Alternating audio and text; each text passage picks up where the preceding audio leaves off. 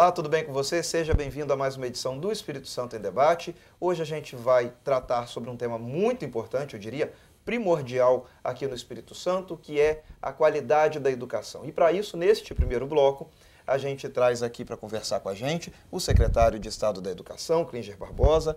É um prazer receber o senhor aqui, viu, secretário? E a gente já começa perguntando a ele, secretário, quais são os principais desafios da educação aqui no Estado atualmente? É muito prazer estar aqui com vocês, aos espectadores também.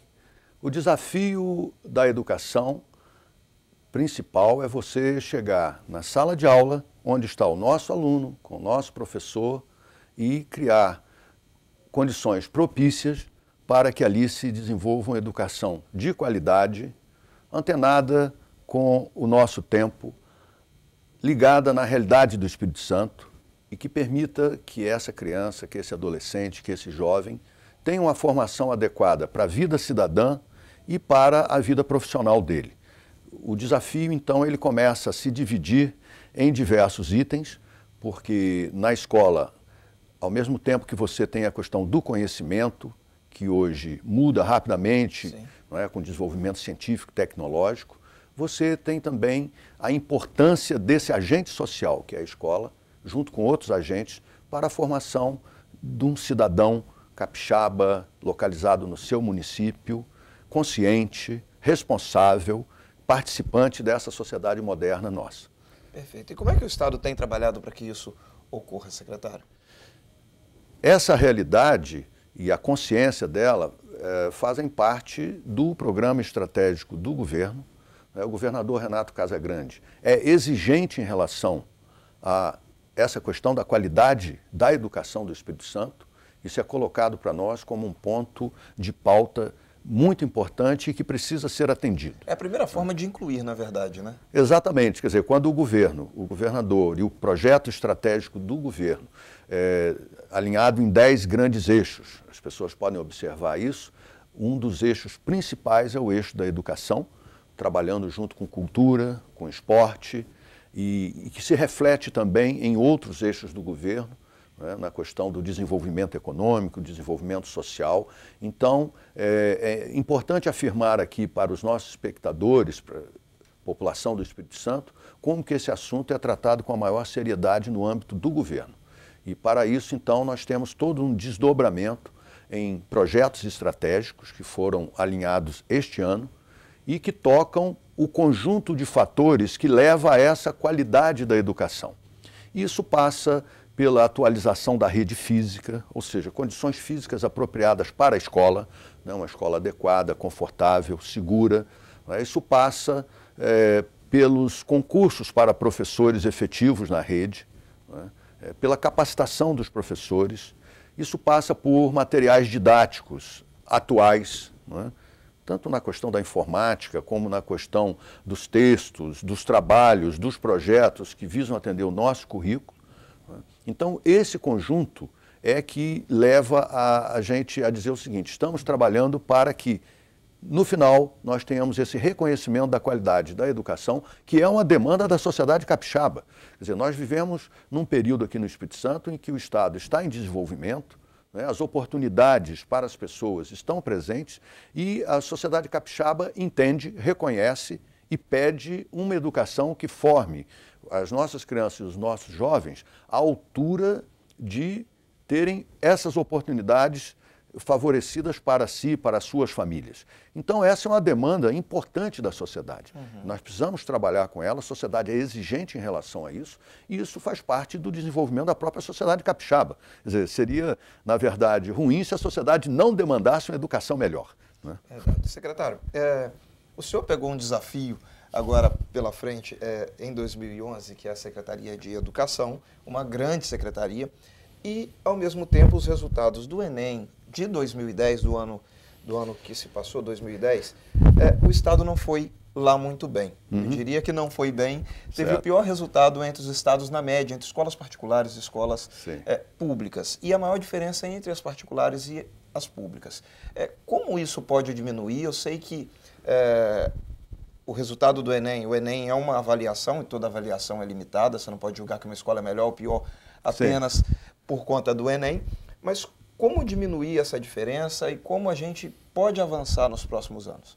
Obrigado por essa questão. Acho que é importante que os nossos espectadores distinguam alguns aspectos. O primeiro deles, que eu acho importante mencionar, são resultados de 2010, não é? Que apareceram agora e estão sendo trabalhados. O primeiro dado que eu gostaria de mencionar, porque tecnicamente, e aí temos que falar tecnicamente, é difícil você comparar o resultado do Espírito Santo com dos outros estados. Sim.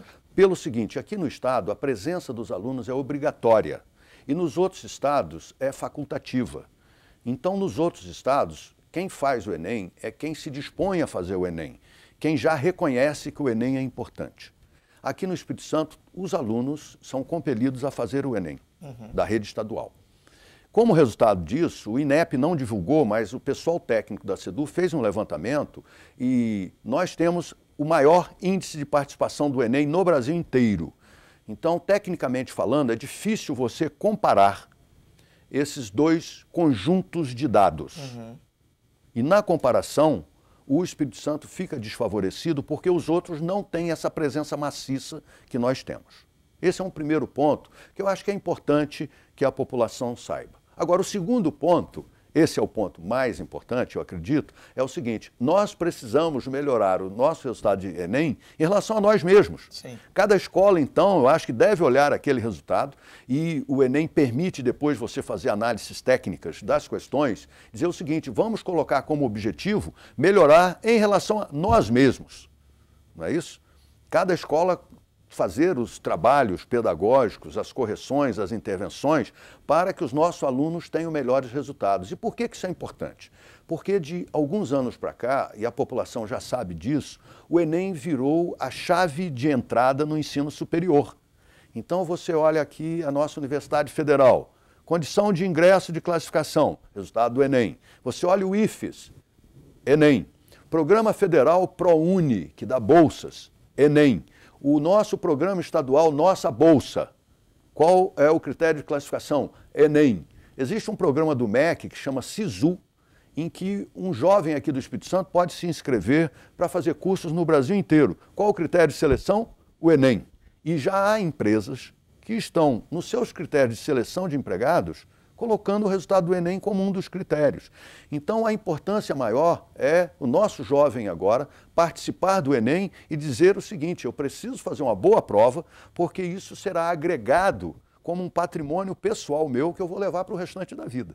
Esse ponto é que eu gostaria de dar a maior ênfase. Perfeito.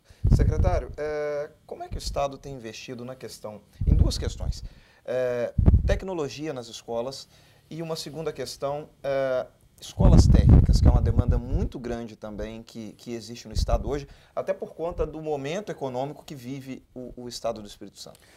São dois pontos muito importantes. A questão da tecnologia, ela passa para você disponibilizar computadores, salas de computadores, e nós estamos próximos a uma outra revolução nisso, que é a entrada dos tablets, que serão usados nas salas de aulas convencionais.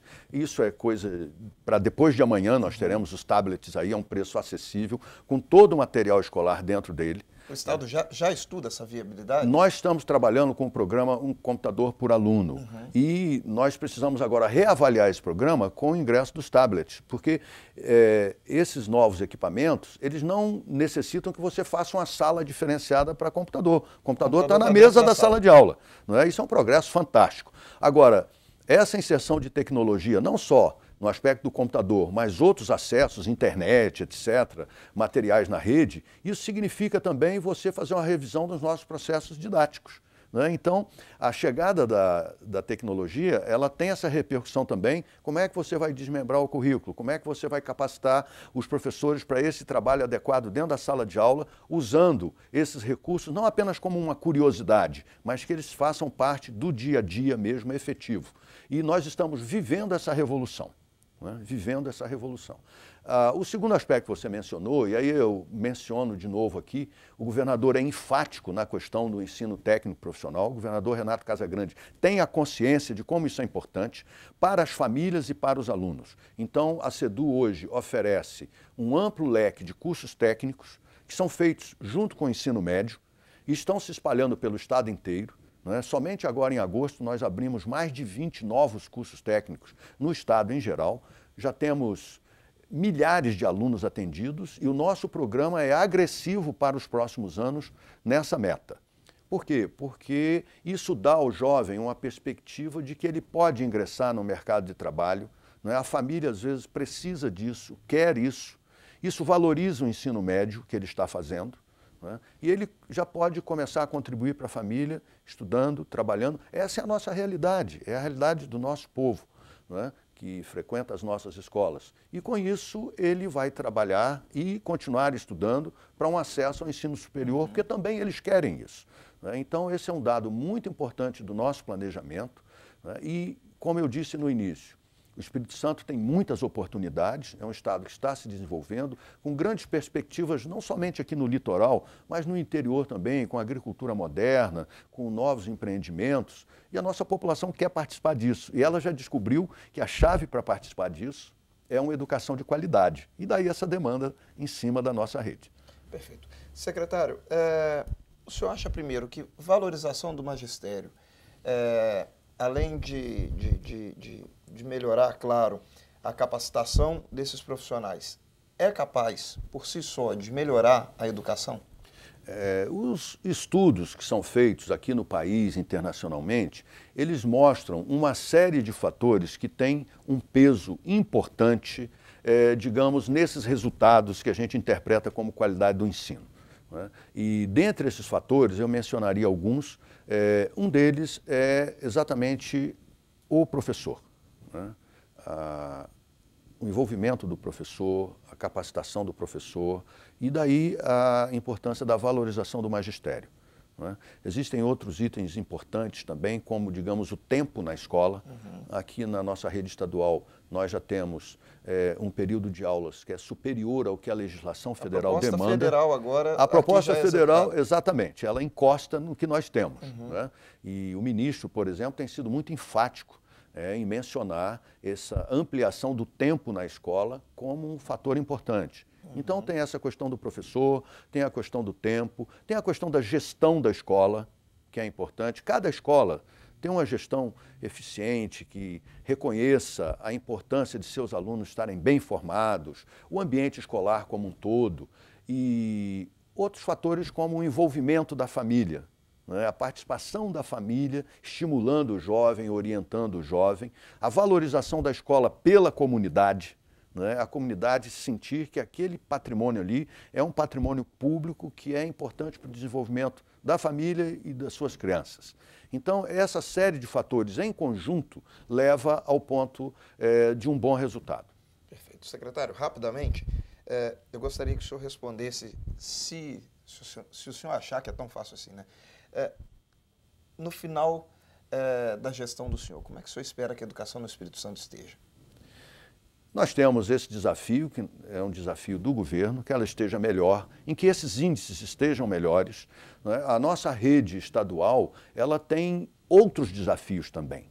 Eu acho que é importante mencionar que a nossa rede atende pessoas que estão nos presídios, nós atendemos pessoas que estão nos hospitais, nós atendemos as comunidades quilombolas, a educação no campo, ao ensino técnico, nós atendemos aos adolescentes que estão no IASES, ou seja, nós temos um leque de atividades. À medida em que a população chegou na escola, observa-se que há necessidade de tratamentos diferenciados. Um dos grandes desafios que nós temos aqui no Espírito Santo é uma educação no campo apropriada. Esse é um item importantíssimo para nós, para que o Estado tenha um grau de desenvolvimento no campo paralelo a esse grau de desenvolvimento industrial. Quer dizer, o Espírito Santo ele precisa ter essa capacidade de desenvolvimento em conjunto de todo o seu potencial. Isso é estratégico para o Estado.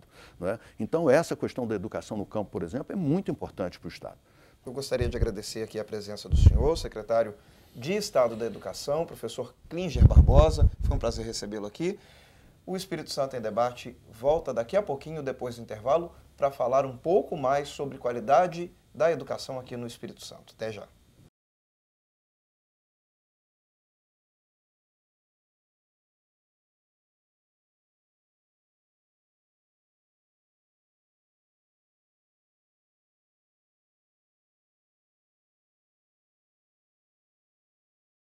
Estamos de volta com o Espírito Santo em Debate. A gente hoje fala sobre educação e agora, nesse segundo bloco, nós recebemos o professor Eduardo Moscon, que é doutor em Políticas da Educação. E, professor, já começo perguntando ao senhor quais são os grandes desafios da educação no Espírito Santo atualmente? Bom, o Espírito Santo, muito obrigado, primeiramente, pelo convite, né, de estar aqui. Bom, o Espírito Santo tem muitos desafios, né? Nós somos um estado pequeno, um estado que tem crescido muito, mas nós temos um imenso desafio, que é a universalização da educação média, que é hoje o nosso grande desafio, né? E expandir por todo o estado, né? Nós tivemos no passado uma ausência de expansão de escolas da rede estadual durante muitos anos e uma descentralização, onde os municípios receberam escola de ensino fundamental e o Estado não cresceu a sua rede, ou seja, houve uma diminuição da função estadual. Os municípios hoje estão organizados, em sua maioria, né, pelo menos da Grande Vitória, para estruturar-se pelas demandas que nós temos. Porém, em nível estadual, nós temos municípios mais pobres, municípios mais ricos, né? É preciso prestar atenção a essa realidade também, né, professor? Sim, é muito diferente, muito diversa, né? Nós não podemos ter como padrão que todos os municípios do Espírito Santo sejam como Serra. A Serra tem investimento significativo em educação, valoriza seu profissional pagando melhor, inclusive, que a rede estadual e outras redes do Estado. Porém, tem que ver qual é a situação econômica da Serra, né? A estrutura da educação da Serra é um pouco diferente. Por exemplo, se você pegar um estado de Pinheiros, o norte do estado, onde você tem situações diversas, né? Então, esse é um desafio que nós temos já. Nós tivemos recentemente uma formação na própria UFES de secretários municipais de educação. E nós tivemos e ouvimos e participamos com eles, né, os desafios que eles têm, que são imensos desafios, né? O próprio regime de colaboração entre federação, entre os estados, né, a Federal União e os municípios, né, esse ainda é um problema que nós temos, né? Nós não temos uma lei que dê, assim, que estabeleça adequadamente o que é esse regime de colaboração, né? Isso é feito por políticas de governo, né? O governo Lula, o governo FHC decide qual vai ser isso, né? Qual o tipo de barganha que se faz a partir disso. Então, no caso dos municípios, nós temos problemas ainda muito sérios, né? E no caso da rede estadual, que deveria focar seus esforços, né, no ensino médio, né, também fundamental e médio, nós temos ainda desafios ainda maiores, né, okay? A educação técnica que o Estado diz que vai fazer, ela é muito cara, requer um custo aluno específico, sem auxílio federal. Ela é cara, mas extremamente necessária, tendo em vista o momento em que vive o Estado, né, secretário, de desenvolvimento e precisando da formação de novos técnicos. Sim, mas nós temos que ter, assim, claro, o que significa educação, né? Segundo o artigo 205 da Constituição, nós temos 3 linhas da política educacional brasileira. A primeira é a formação plena do indivíduo. A segunda é a formação para a cidadania. E a terceira é preparação para o trabalho. Então, a preparação para o trabalho, geralmente, quando nós falamos com as famílias, com as pessoas, a primeira coisa que emerge quando nós representamos a escola é a formação para o trabalho. Mas ela é muito maior. A escola hoje, né, pelas políticas que nós temos, ela é uma agência social. Ela trata de vários aspectos, né, da nutrição, ela tem o dever de cuidar do aluno, né? Ela tem o dever de informar a família, né?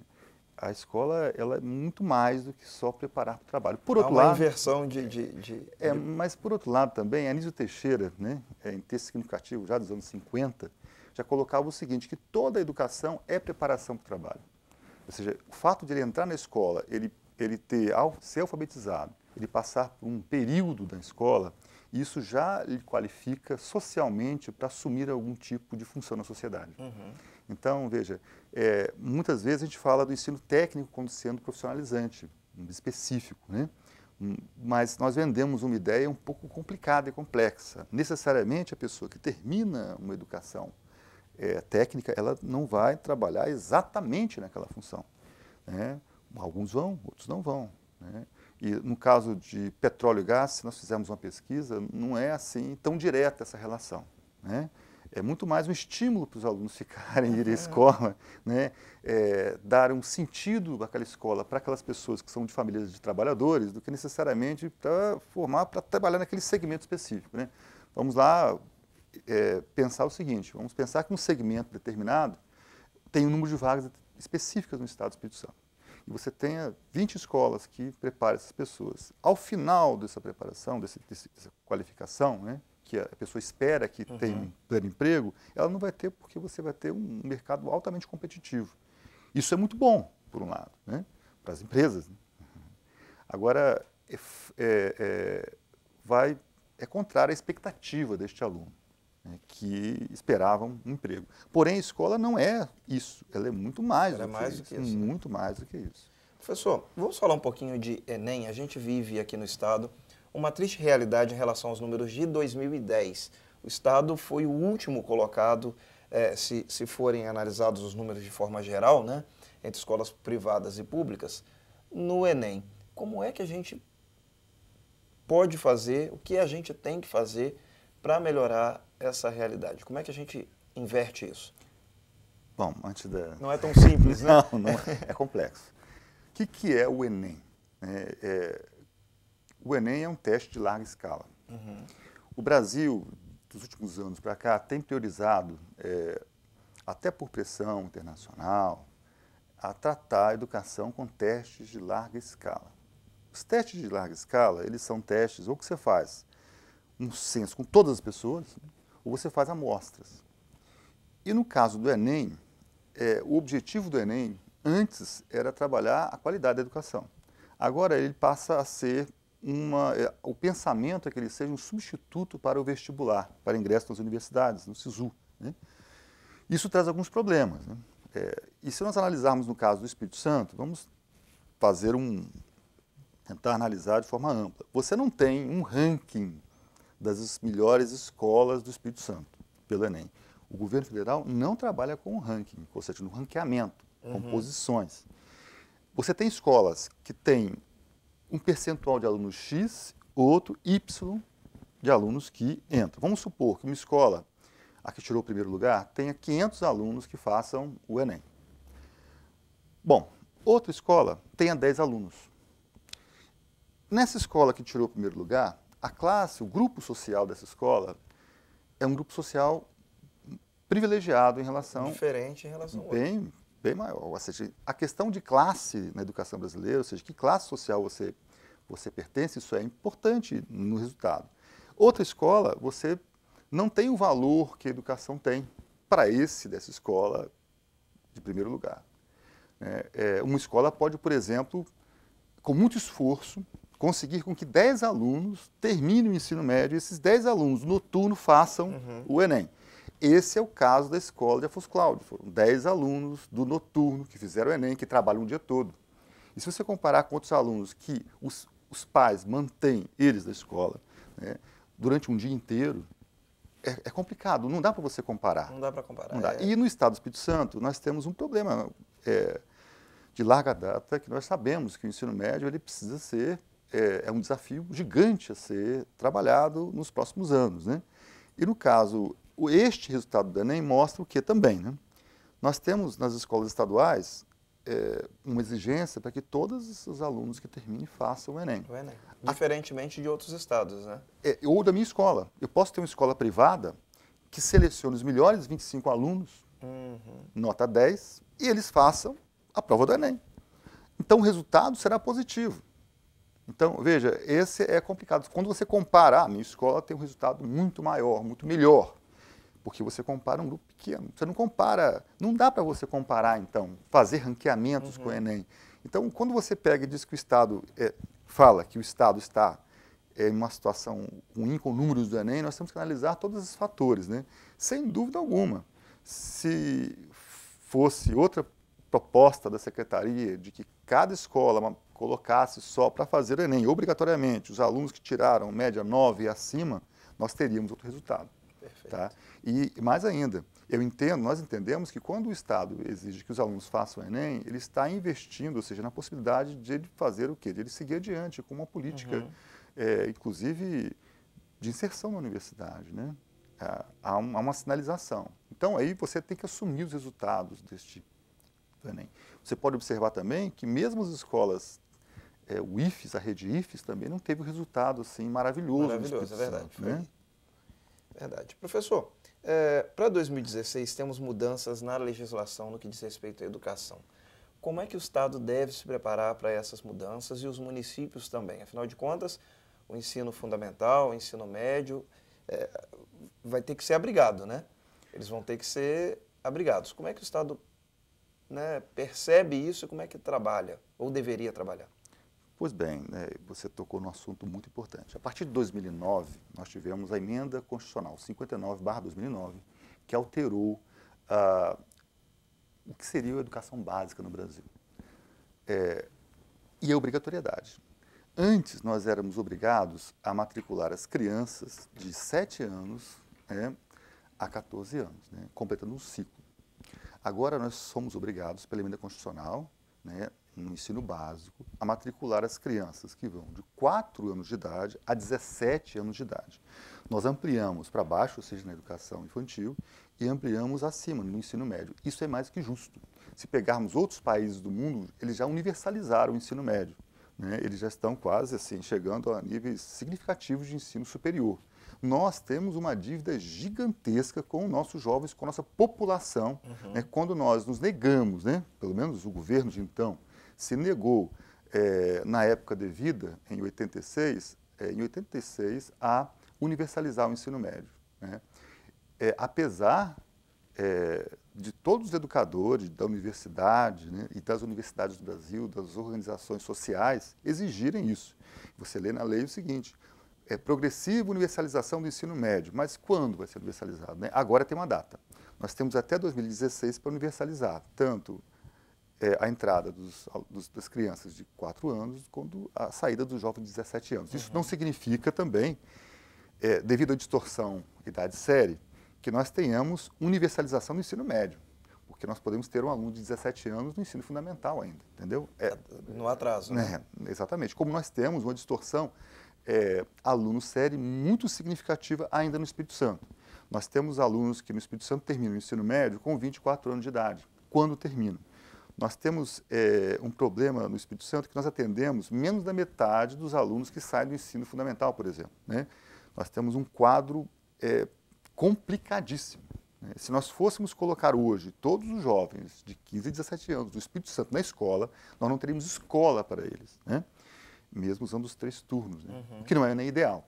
O ideal seria nós termos uma escola única, de 8 às 16 horas, em que os alunos fossem a essa escola e ficassem mais tempo na escola, né? E mais tempo, lembra um programa do governo estadual, né? que é significativo, é interessante, né? É muito oportuno, inclusive. Perfeito. Professor Eduardo, eu gostaria de agradecer a presença do senhor aqui, porque o nosso tempo é curto e esse assunto renderia mais 3 ou 4 programas. A gente contou hoje com a presença do professor Eduardo Moscon, além do secretário de Estado da Educação, Klinger Barbosa. O Espírito Santo em Debate de hoje vai ficando por aqui. Eu agradeço a você pela companhia e pela audiência. Eu te aguardo no nosso próximo encontro. Até lá. Tchau.